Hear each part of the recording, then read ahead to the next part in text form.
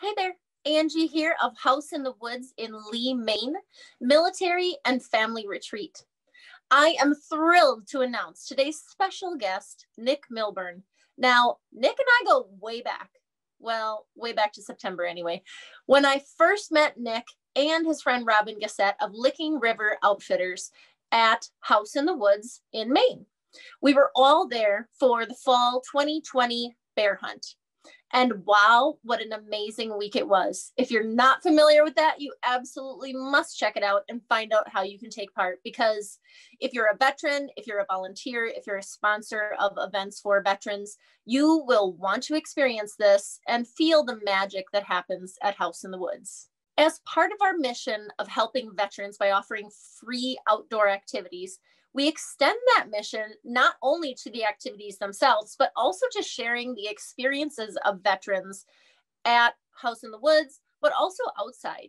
You know, we try to have as many veterans come to the lodge as possible, but clearly with 18 million veterans living in the US today, that's a big number. We have hosted over 1,500 veterans to date, and we strive to increase that number every single year. So we are trying desperately to add programs, to add more opportunities, not only for veterans, but also the community to get involved, because it takes a village. You know, the veterans need our help, but also it takes a strong community to make that happen.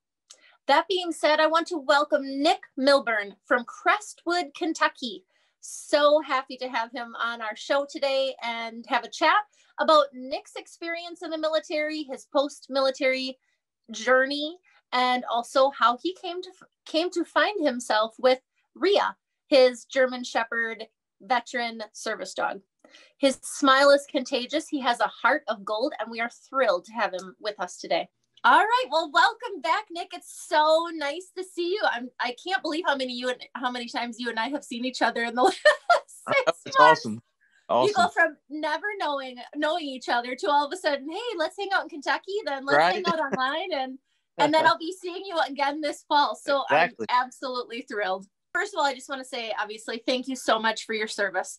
I mean, being at House in the Woods and getting to meet guys like yourselves and spending that week together was like, you go from not knowing to someone to all of a sudden, I feel like we're family. It goes without saying that you're an amazing person, and we're so blessed. All of us are, you know, at House in the Woods, at Licking River, to know you. You know, I know that we're going to get into more about yourself, but I want you to know that on our side of things, like, you're really a blessing to us, and just having you as a friend really has changed our lives as well. So thank you. Thank you. I appreciate that. So I will stop talking, and I'm going to give you an opportunity, if you will, to just tell us a little bit about yourself, you know, what branch of the military you were in, and maybe just a little bit of history about that kind of. Yep. So I was going to UK in 2001 when 9/11 happened, and something clicked in my head. I decided I was going to join the military. So I ended up going in the United States Air Force. I went in 2003, but I was in from 2003 to 2008, and ended up having to get out, got medically retired. But so now I deal with some stuff. But in 2007 in Afghanistan, we were hit by an IED, and I got a TBI, traumatic brain injury, and deal with seizures and PTSD. So I've been doing with that for a long time, but it's getting better. But moving into the dog part, I got a service dog for my seizures, and she's been amazing. Her name's Remi. Fantastic. So now, where did Remi actually come from? What organization did you work with to get her? So I didn't actually. We bought Remi ourselves. Okay. Her dad was the number one Shih Tzu dog in Kentucky, which Shih Tzu, I think I'm saying it right. It's a drug. Her dad was the number one drug dog for Kentucky State Police, which is good to sniff out seizures. So I bought her. We paid $1,200 out of our own pocket, and then we got her trained at Canine Lifeline. And but back then, you know, the VA didn't do anything to help, so we did some fundraising stuff and got fundraising to pay for her. But she's my buddy. I love that. So this is kind of my first exposure, as it probably is for a lot of people watching this, as far as what the dogs do for you as a service dog. Maybe just first of all, like, where did she go for training? You mentioned that. What do they do there? So it was weird. So she was out in, I'm thinking it might've been Arizona. I'm bad with where it was at, but That's anyway, okay. That doesn't matter. he was out there for about 2 months training with the actual trainer. And then after she completed her training out there, the trainer and her came back out here, and he was here for 2 weeks to train me, which she had already learned. But it's weird. Like I didn't believe it at first, but like before I have a seizure, you put off a scent, which I didn't know this, but until now, like 30 minutes before you have a seizure. Well, she'll pick up on that and she'll get up in my lap and bark at me, or, lick me or do whatever to get my attention. And I'll add a Ativan, which is to not make you not have a seizure, and take one. And 99% of the time nowadays, I don't have one, which is awesome. Oh my gosh. So did it get you to a point where your medication is regulated, or are you really just having her around and all that? Do you think, or is it a combination of all of it? It's definitely a combination. Yeah. Okay. But she, and another thing she'll do, like if we're out in public, I can say, take my six, and she'll go between my legs and sit down and look behind me. So she's always watching my back. I took her to our golf scramble this year, and she met everybody, but other than that, now she loves to go on rides in my truck. A while ago, I got her vest because I was going to show you her vest. And yes. She thinks on a ride, but hold on, let me see if I can turn this camera. So she's going to get all excited, like, Dad, we're going for a ride. So this vest actually was made by a company in Florida, and it was made out of my uniform I wore when I was in Afghanistan, which is pretty neat. Oh my gosh, that is all the super cool. Came off my my uniform I was wearing while I was in Afghanistan. Pretty neat. And I'm back. And I'll get you the name. Super neat.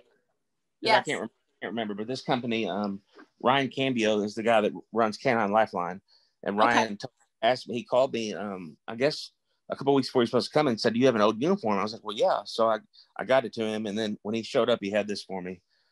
So it's pretty neat. Gosh, I'm absolutely going to connect with him and just get more information for them, because that's super fantastic. And what a special way to extra bond you guys together. And oh my gosh, that really makes my heart melt.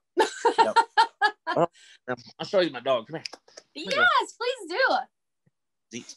Hey, seats. Good girl. Oh my gosh. All right. Yeah. So truth be told, other than reading your mind, what kind of tricks does Remi know? Okay. So when she was trained, they told me, she's like, well, we're going to train her in German. I said, German? I don't know any German. Well, it's because like if I told the kids to sit down, she would sit down. That's how she's trained. So now she only has a couple commands, like Z to sit, Platz is lay down. That's fantastic. So that makes sense. And I've seen other videos about dogs, and I was always like, why do they speak them or teach them in a different language? And I suppose, so when you're telling your kids what to do, that the dog isn't right, not you. Yeah. Yeah. But Remi's funny. Like right now, she doesn't have her vest on, so she acts like a regular dog. The kids play with her, but as soon as you put her vest on, she changes. Does like a 180. She's totally different. She's got her uniform on then. She's working. Yep. So it's amazing. Gosh. That is super cool. I love that. So has she bonded well, like with the kids as well? She has. Yep. Okay. Yep, gotcha. She has. So I love that. Well, so I know you mentioned Canine Lifeline, so we're absolutely going to share their information, and the gentleman that you were working with will get all those details listed in the comments, and make sure that we spread the word about them. So if you in your discussions with other veterans, and they're struggling with some of the situations that you are as well, are there any other tips or tricks that you have, or suggestions? Maybe we go back to the Licking River Outfitters. How have they helped you? And let's talk a little bit about that. Definitely. Before I went to Licking River the first time, I think in 2016 as a hunter, and that changed my life, because before that I was holding everything in.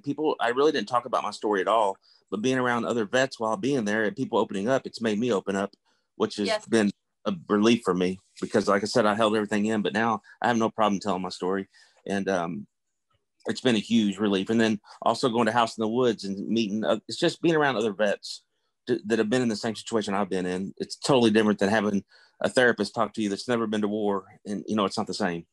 Absolutely. And that's really what we're trying to do here too, is we meet you guys and we know that you change our lives. So there's no doubt that as other non-veterans and other veterans see that it is possible to come home, and despite the challenges that you went through, you persevered, you connected. And I think that's the biggest thing, is just that connecting with other veterans, connecting with those organizations that are there to support you and help you in any way. And that's one thing I would suggest to anybody getting out is to do it earlier, because I got out in 2008. It took me until 2016 to really do anything like this, go licking or do anything. I was just a homebody, or I tried to live on our farm. I would just go up there and mess around, just trying to blow time. But now I go to Licking River. I'm actually going Saturday. I'm sorry. Try to get all the feeders out for turkey season. So maybe let's take just a moment to talk about you're there as a veteran, you go there as a hunter, but I know that you're super, super involved. You were super involved when we were there, when Paul and I were there, and we totally appreciate all of your help and everything you did. But could you explain a little bit what it looks like as you transition from a hunter to more like a volunteer than working with other veterans? So now that's what we're going Saturday. We're actually having a guides meeting. So now, and a guide doesn't necessarily mean that you sit with the hunter every time, but we do have people that come in wheelchairs or whatnot, and we do sit with them, and that's cool as can be for me. I love doing that. But we're going to talk about more of the. It's more of just in the summer, basically. It's Julia, Jeff, me, and Robin that go and do everything. Put the tree stands out, and put the feeders out and everything. And it's we need more help, really. And I know people. Joe has showed up now, and Joe's going to be a helper for us. Yeah. But basically, you're a guide. You go out with people they need you. You take them to and from the stand. You just be there for them. If they ever need anything, you try to help them. And I'm all about helping people. I got a big heart, so. Yes, you do. I know. I absolutely love it. You walk away from an event and you're like, there's a few people that totally stand out in your mind, and you're absolutely one of them. Well, so yeah. And I'm so glad that, that behind the smile where, there's always challenges and stuff that you're open enough to and comfortable enough to being vulnerable and telling your story, because that's where all the healing takes place for people. And that's when you really form those friendships and allowing yourself to be open. So that's fantastic. But yeah, Licking River's been huge for me. Like I said, House in the Woods, I'm excited being able to go back there this year. I had a ball there. I know that, and I love both of the locations. And for people who are out there looking, there's not a right or a wrong for any of those nonprofits. No. Every single one offers a unique experience and has its different benefits, and they're all fantastic. So I love it. Well, thank you so much just for sharing, your story. And I know I've spoken to you so many times, and I think you're gonna find that people try to connect with you in the future too, just because you are so, you can just feel it in your vibe, like you're an open person to talk to, and that goes a long way. And more than anybody, it's so needed to be able to just have somebody you can connect with and know that people care about you. So we're going to continue to spread the word and try to offer as much of this kind of information, like the dogs and the nonprofits and all of the other things, to not only offer those services at the lodge and at your lodge, but how else can we be helping? If people can't get to the lodge, how can we help you? Yeah, I'm trying to help. So. Yeah, well, I love it. Well, thank you so much, Nick. I appreciate it. And I appreciate everything that you and Robin and everybody at Licking River does. And we look forward to seeing you for the bear hunt again. Take care, hon. All right. Have a wonderful day. Thank you. You too. All right. Bye. All right. Well, thank you for being with us today. We sincerely appreciate your time. I do want to note a few things for you. It goes without saying, veterans are not veterans only on Veterans Day. Please, please go out of your way every opportunity that you possibly can to give them a kind gesture, a kind word. It can change a life. Really, it's those moments, those small moments where you take time to recognize someone, to thank them for their service, that can make all the difference in the world. Today in the show, both Nick and I mentioned PTSD and other post-military challenges that veterans face. We will do everything we can just to begin sharing resources that you can turn to if you find yourself in that same position. And like Nick mentioned, he wished he had connected with Licking River Outfitters, with House in the Woods, with other nonprofits like that earlier, because in the beginning, he really didn't feel like he had anywhere to turn. And we want you to know that there are lots and lots of resources out there, and we will do everything we can to share that with you. So please reach out to us if you have any questions regarding outdoor retreats for veterans. We will be happy to connect you with resources in your area, and we look forward to chatting with you again in the future. Wishing everyone a wonderful day, and connect with us again.